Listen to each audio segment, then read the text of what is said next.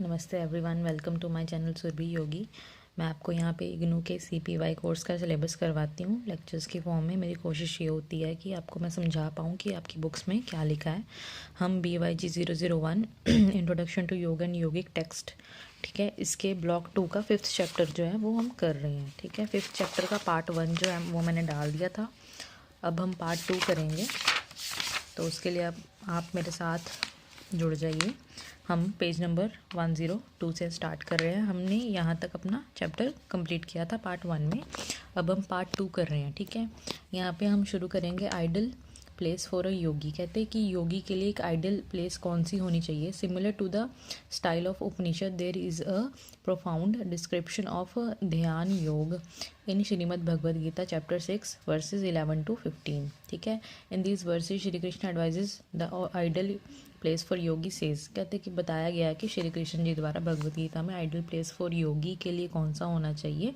तो ये सारे वर्सेस जो हैं वो दिए हुए हैं, तो उसको अगर हम एक्सप्लेन करें तो वो इस वे से इसकी एक्सप्लेनेशन यहाँ दी है नेक्स्ट पेज पे। Shri Krishna says a yogi should go to a scheduled place and should lay grass on the ground and cover it with a deer skin and a soft cloth। कहते हैं कि एक अच्छे साफ़ सुथरी जगह पे, ठीक है, जहाँ पे घास हो वहाँ पर जाए ग्राउंड पे और उसको कवर कर दे डियर की स्किन से। पहले चलता था ये, और उसके ऊपर फिर सॉफ्ट एक कपड़ा बिछा दे। The seat should be neither too high not too low. कहते जो सीट होनी चाहिए योगी की प्लेस होनी चाहिए, ना तो वो ज़्यादा हाई हो ना ज़्यादा लो हो, समतल एक जगह पे होना चाहिए। The yogi should then sit on it very firmly and should practise yoga by controlling the mind and senses, purifying the heart and fixing the mind on one point. कहते हैं कि इसके बाद जो योगी को अपनी प्लेस पे बैठने के बाद अपनी योगा की प्रैक्टिस शुरू करनी चाहिए, अपने माइंड को अपनी सेंसेस को कंट्रोल करके, ठीक है, और अपने आप को एक पॉइंट पे फोकस करना चाहिए। Regarding the position of the body the practitioner while sitting for ध्यान श्री कृष्णा सेज। कहते हैं कि सिटिंग के अलावा और क्या श्री कृष्ण जी बताते हैं।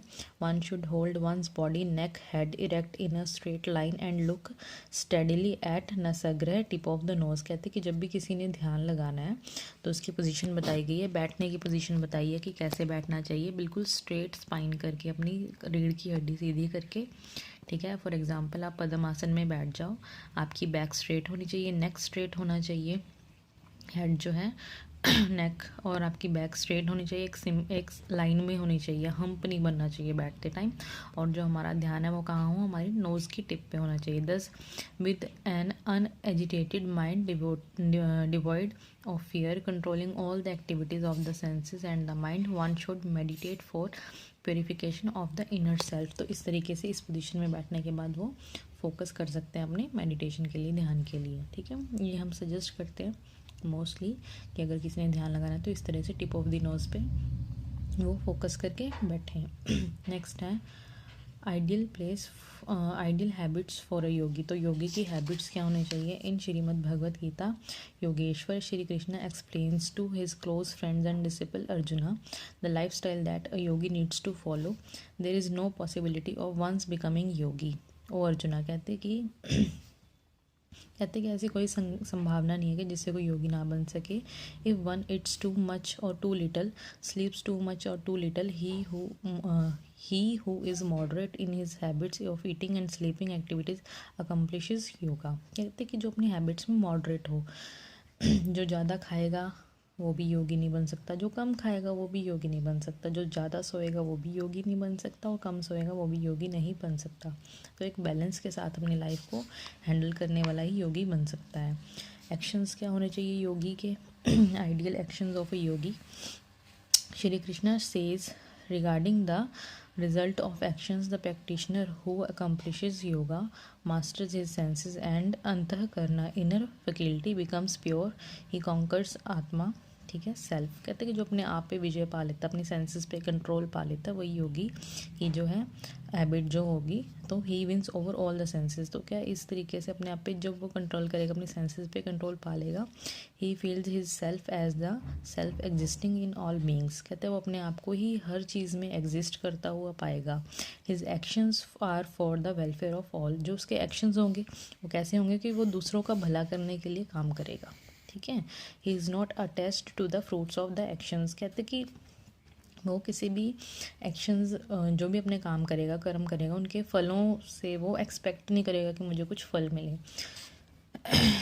एग्ज़ाम्पल के तौर पे हम लेते हैं श्री रतन टाटा जी को, ठीक है। वो बहुत सारी चैरिटी करते हैं, ठीक है। वो क्यों करते हैं? वो बदले में फ्रूट नहीं लेना चाहते उसका। इतने बड़े बिजनेसमैन होके भी वो इतना सारा अपनी इनकम का हिस्सा जो चैरिटी में लगाते हैं, तो वो फ्रूट की एक्सपेक्टेशन नहीं कर रहे कि बदले में मुझे कुछ मिले। तो हम कह सकते हैं कि वो भी एक योगी हैं। उद्योग के द्वारा वो योग कर रहे हैं, उनका नेचर योगी का है, ठीक है। Example, just for example, importance of pranayama. प्राणायाम की इम्पोर्टेंस बताई गई है अब इसमें श्री कृष्ण जी द्वारा, जो कि भगवद गीता में, श्रीमद् भगवद गीता में एक्सप्लेन्ड है already.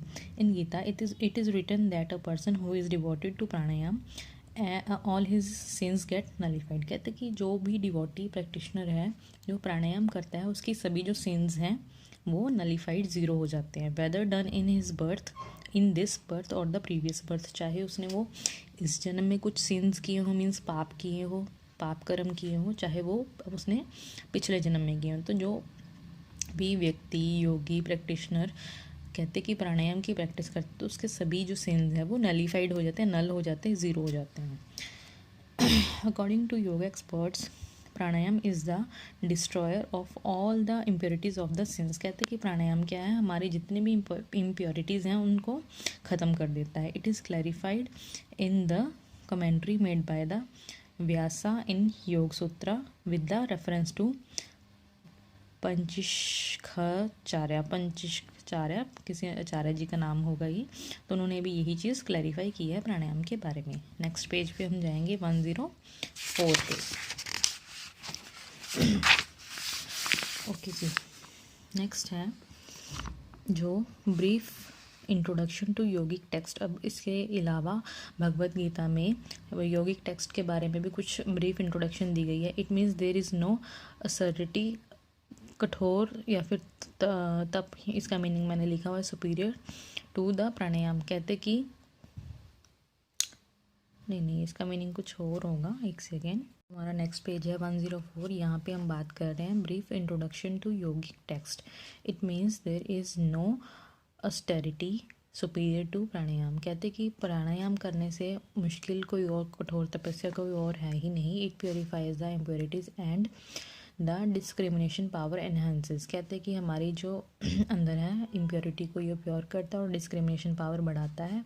Pranayama being a physical activity, how can it destroy the sins it worth contemplating on. कहते कि फिजिकल एक्टिविटी होने के बावजूद ये हमारे कर्मों या फिर क्या बताया गया इसमें, हमारे सिंस को, पापों को कैसे नष्ट कर सकता है, तो उसके बारे में भी ये काफ़ी ब्रीफ इसकी डिस्क्रिप्शन है। Our ancient rishis have done a great research on this topic, has explained their experience. कहते कि इसके बारे में रिसर्च की गई है और उन्होंने इसके बारे में एक्सप्लेन भी किया है। Their words convince us that pranayama is a तप। ठीक है, प्राणायाम करना तपस्या है। बाय तपा the blemishes, restlessness and filth in the body, senses and mind respectively are burnt। कहते हैं कि जब भी हम तपस्या करते हैं तो जो भी ब्लेमिशनेस होती है, रेस्टलेसनेस होती है हमारे अंदर, जो भी फिल्थी, जो भी बुराइयाँ होती है, नेगेटिविटी होती है हमारी बॉडी के अंदर, माइंड के अंदर, सेंसेस के अंदर, वो सब क्या बर्नट, जल जाते हैं वो। ठीक है, जो हीटिंग प्रैक्टिसेस हम करते हैं प्राणायाम से। This statement is also made in Manusmriti written by Maharshi Manu. तो ये मनुस्मृति महर्षि मनु जी ने भी कहा गया है that just like gold and the other materials are purified by burning in fire. कहते हैं जैसे गोल्ड को हम फायर में जलाने के बाद उसकी प्योरिटी निकल के आती है, similarly pranayama burns destroys all the disorders defects of the mind and senses as well as. ठीक है, तो सेम ही प्राणायाम भी वैसे ही वर्क करता है। Now it is evident that all the defects of mind like lust, anger, greed, etc., and attachment toward objects diminish, and ultimately the practitioner of pranayam conquers all its senses all over all the vices। ठीक है, similarly प्राणायाम की practice से भी जो बुराइयाँ negativity है mind की, body की, वो सब जल जाती हैं, उसी बॉडी से निकल जाती हैं। ठीक है, नेक्स्ट है this truth is elaborated described in Shrimad Bhagavad Gita. तो ये श्रीमद् भगवद गीता में भी कहा गया, Arjuna asks Shri Krishna, O Ishwara what impels man even against his will to perform terrible crimes. कहते कि अर्जुन जी कृष्ण जी से क्वेश्चन पूछते हैं कि कहते ऐसी क्या चीज़ है जो पर्सन को पुश करती है कि वो सिंफुल कार्य करे, कुछ बुरा काम करे। ठीक है, अपनी विल के अगेंस्ट जाके कुछ क्राइम करे। ठीक है, Krishna gives answer to the Arjun's question, born of the activating attribute of rajogun, it is desire, it is anger full of unappeasable craving and great evil anger no this is to the fullest enemy। कहते कि हमारे अंदर जो रजोगुण होता है, तमोगुण, सतोगुण और रजोगुण, ये 3 तरह के गुण होते हैं हमारे अंदर। तो जो रजोगुण होता है, जिनमें रजोगुण की मात्रा ज़्यादा होती है, जिसका मतलब है डिज़ायर होना, एंगर होना, किसी चीज़ को अकम्प्लिश करना, क्रेविंग होना, इवल एंगर होना, तो ये चीज़ हमें फोर्स करती है इस चीज़ को करने के लिए। ठीक है, तो इसीलिए कहा जाता है कि हमारे गुणों का बैलेंस होना चाहिए हमारे अंदर। The purpose of calling anger as foulest enemy is that in anger one loses one's discriminating power and commits serious crimes. These crimes occur due to anger। तो इसीलिए कहा जाता है कि अपने एंगर को कंट्रोल में रखना चाहिए, क्योंकि गुस्सा ही एक रजोगुण का एक हिस्सा वो है, कंटेंट है कि जिसकी वजह से हम सिंफुल जो है क्राइम्स कर जाते हैं गुस्से की वजह से। ठीक है, तो ये एक्सप्लेन किया गया है श्री कृष्ण जी द्वारा, जो कि अर्जुन जी ने क्वेश्चन पूछा था, और ये लिखा कहाँ पे गया है, श्रीमद् भगवद गीता में, उसमें ये एक्सप्लेन किया गया है सारा कुछ। Now it is clear that even if they are against one's will, desire and anger born of the rajoguna compels a person to get involve in horrifying crimes. कहते हैं कि अब ये क्लियर हो गया कि जो रजोगुण है यही पुश करता है किसी पर्सन को हॉरिफाई क्राइम करने के लिए। अंटिल रजोगुण is strong, desires and anger will control a human body. कहते अगर किसी के अंदर रजोगुण स्ट्रॉन्ग है तो वो इसको रजोगुण है कंट्रोल करेगा उस पर्सन की ह्यूमन बॉडी को, ह्यूमन बीइंग को। ठीक है, to get rid of this, to avoid committing terrible crimes, it is necessary to diminish activating attribute of nature. तो कहते कि इससे जीतने के लिए हमें इसकी एक्टिविटीज़ को कंट्रोल करने के लिए इसके अगेंस्ट जाना पड़ेगा, along with other spiritual practices, for example puja path, spiritual practices. Pranayama is an important practice one can resort to. तो प्राणायाम भी सजेस्टेड है कि वो पर्सन प्राणायाम करे और रजोगुण की पावर को कम करे। It is said that the other practitioner who have control over there activities, who consume food at a proper time, perform पूरक प्राणायाम।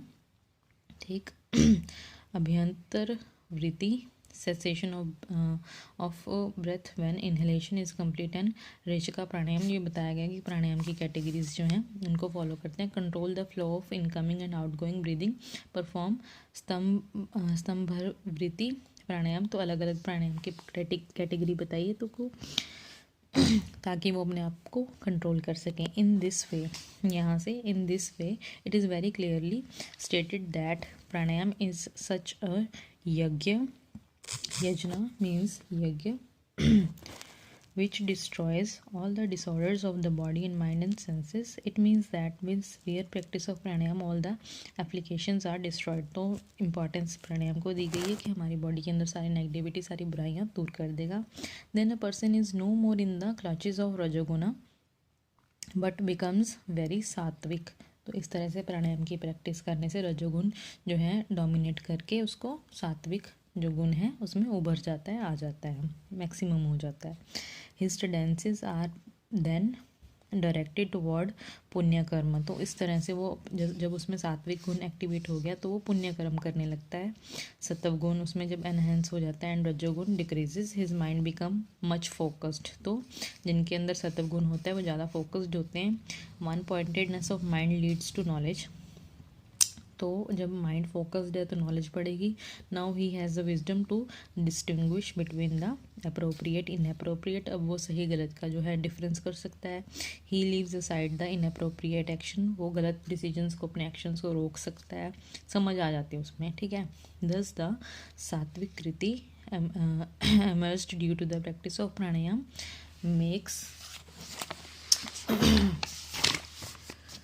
makes the person blemish free and good character. Such a person is gentle toward family, society and the nation. Thus, by bringing purity in individual, pranayam is an unfailing means for the overall upliftment of our social life. तो overall benefit बताया इन्होंने प्राणायाम का कि हमें क्या होगा प्राणायाम की practice करने से।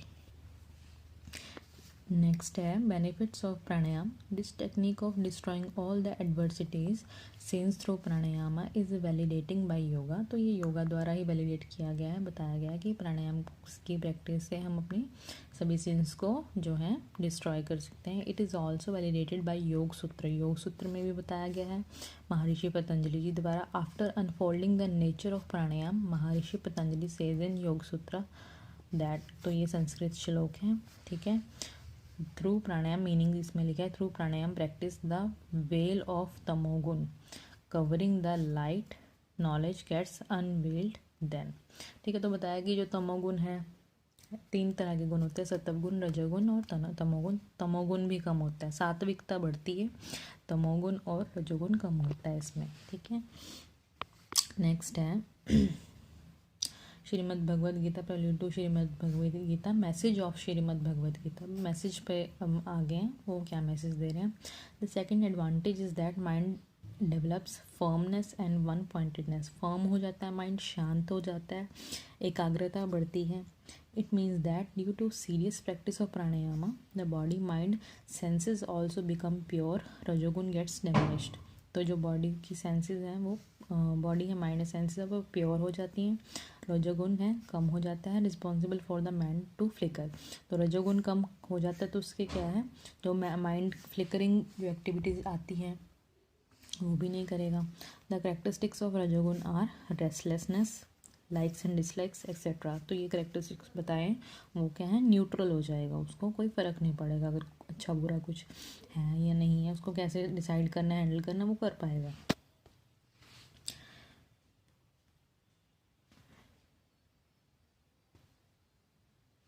नेक्स्ट है इसमें, the rajoguna does not allow the mind to be stable, Maharshi Patanjali says mind become steady due to pranayama. तो ये बताया गया कि रजोगुण जो है हमारे माइंड को स्टेबल नहीं होने देता, तो प्राणायाम की प्रैक्टिस से माइंड भी स्टेबल होने लगता है। It clearly implies with the sincere practice of pranayama the rajoguna become weaker and the mind become steady, presenting Shrimad Bhagavad Gita as the testimony. It is already said that the passion and the anger force of a person to commit terrible crimes. तो ये एक proof के तौर पे हमारे पास सामने आ गया कि श्रीमद् भगवद गीता में भी प्राणायाम की प्रैक्टिस को, जो कि योग का एक हिस्सा है, उसको इम्पॉर्टेंस देते हुए बताया गया कि हमें प्रैक्टिस जो है करनी चाहिए। It has been confirmed by the words of Maharishi Patanjali that pranayam makes the rajogun weak, the lust anger bone of the rajogun also become weaker and the attachment of objects। ये सभी overall इन्होंने बताया गया कि श्रीमद् भगवद गीता में भी बता दिया जी, महर्षि पतंजलि जी ने भी बताया है। दस द वर्ड्स ऑफ द योग दर्शन में भी बताया, and the Shrimad Bhagavad Gita prove that pranayama leads to deterioration of rajoguna, consequently lust annihilated, they are the cause of horrible crime, when these are destroyed all the associates are destroyed। तो इस तरह से प्राणायाम की practice से रजोगुण डिस्ट्रॉय हो जाता है, कम हो जाता है, और सत्वगुण बढ़ता है, जिससे हम क्या है सही रास्ते पे चलेंगे, सिंफुल क्राइम्स जो है नहीं करेंगे। With pranayama tamoguna and rajoguna gets feeble and there is progress in spiritual path. तो ये पॉइंट टू बी नोटेड है, उसको आप फॉलो कर लेना। नेक्स्ट हम चलते हैं नेक्स्ट पेज पे। हाँ जी, when a person practices pranayam according to methodology of योग दर्शना, तमोगुण रजोगुण get feeble and there is progress in the spiritual practice। कहते कि जब सही मेथड से कोई प्रैक्टिशनर प्रैक्टिस करेगा प्राणायाम की, तो उसमें डेफिनेटली तमोगुण और रजसगुण जो है फीबल होगा और वो स्पिरिचुअल प्रैक्टिस पे आगे बढ़ेगा। The sadhak's knowledge enhances and the mind gains steadiness and one-pointedness in the basis of the all future spiritual practice। तो वो one-pointedness आएगी spiritual practices और future में वो grow करेगा। With this the practitioner reaches the highest state of samadhi। तो इस वजह से वो समाधि की जो हाईएस्ट स्टेट है उसको अटेन करने में भी उसको हेल्पफुल रहेगा। Thus the one-pointedness is the basis of the further progress of the spiritual practices. तो बस वही है कि फोकस जैसे ही वो करना सीखेगा तो इस वजह से वो अपनी स्पिरिचुअल प्रैक्टिस में स्टेप बाय स्टेप आगे चलता जाएगा। It is also very beneficial for the worldly person. कहते कि ये ज़रूरी नहीं कि जो योग के पाथ पे जा चल रहा है, समाधि अटेन करना चाहते हैं, उसके लिए बेनिफिशियल है।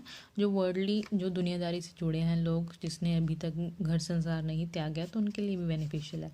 The welfare of worldly spiritual person depends on the one pointedness and the purity of mind. To accomplish this pranayama is unfailing resort. Charak Samhita has considered the one pointedness and the purity of mind as the basis of all goodness and तो उनको फिर explain किया। तो चरक संहिता में भी प्राणायाम को importance देते हुए बताया गया है कि जो भी सही प्रैक्टिस सही वे से प्राणायाम की करेगा तो उसको डेफिनेटली फ़ायदा मिलेगा और वो वन पॉइंटेडनेस से ग्रो करेगा, उसके अंदर अच्छाइयाँ आएंगी और वो दूसरों का भी भला कर पाएगा। नेक्स्ट है, इसमें बताया गया, उनका मीनिंग बताया गया है इन ये जो लिखा हुआ है संस्कृत में। It implies that what ever is a species in this world while living and after death depends on the one-pointedness of the mind. He who is not agitated due to the lust and anger is which are born of the rajogun but is focused accomplishes all the spaciousness, well-being and wellness in his birth and in the next birth as well. Finally he attains moksha। Same वही चीज़ बार बार explain की गई है, मतलब किसी और के words हैं, बात मीनिंग सेम ही है कि रजोगुण को है कंट्रोल में लेके आता है। जब रजोगुण कंट्रोल में आ गया तो फाइनली मोक्ष मिल ही जाएगा। ठीक है, why become a yogi important है ये। और इसके साथ हम अपना पार्ट 2 कंप्लीट करेंगे आज। According to Shrimad Bhagavad Gita, a yogi who prefers the prescribed actions having the evenness of the mind. कहते योगी कौन है जो कि सिर्फ प्रिस्क्राइब्ड एक्शंस करता है, अपने माइंड को इवननेस के साथ यूज़ करके, फोकस के साथ, इधर उधर भटका के नहीं, डाउट के साथ नहीं। Is the best among the great once. तो वही सब में से उत्तम है, सबसे बेस्ट है। The person of the position of a yogi is higher than an ascetic and scholar who performs actions with desires। कहते कि योगी के एक्शंस हैं बाकियों के स्कॉलर्स के एक्शन से कई ज़्यादा ऊंचे हैं, क्योंकि जो स्कॉलर्स होते हैं या और होते हैं वो जो भी अपने एक्शंस करते हैं वो किस लिए करते हैं, डिज़ायर की इच्छा से। हाँ मैं फर्स्ट आऊँगा, ठीक है, मैं बेटर परफॉर्म करूँगा, मेरा नाम होगा। बट योगी के एक्शंस कभी ऐसे नहीं होते, वो फ्रूट की कामना नहीं करता, ये हमने पढ़ा है पहले भी। Therefore Shri Krishna advises Arjuna, O Arjuna you be a yogi. तो इसीलिए उनको कहा गया है you be a Yogi.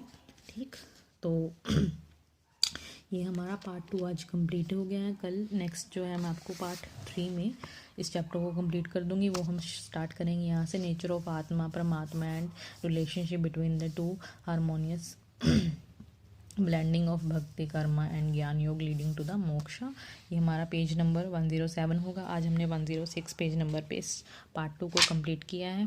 Okay guys, मेरे चैनल को सब्सक्राइब करो, बेल बटन दबाओ ताकि आपको नोटिफिकेशन मिले जब मेरा नया वीडियो आए और आप अपने सिलेबस को अच्छी तरह से कंप्लीट कर पाओ। ठीक है, all the best, thank you so much मेरी वीडियोस को देखने के लिए। कमेंट कीजिए, जो आपको डाउट है उसको पूछिए और अच्छे से अपनी पढ़ाई कीजिए।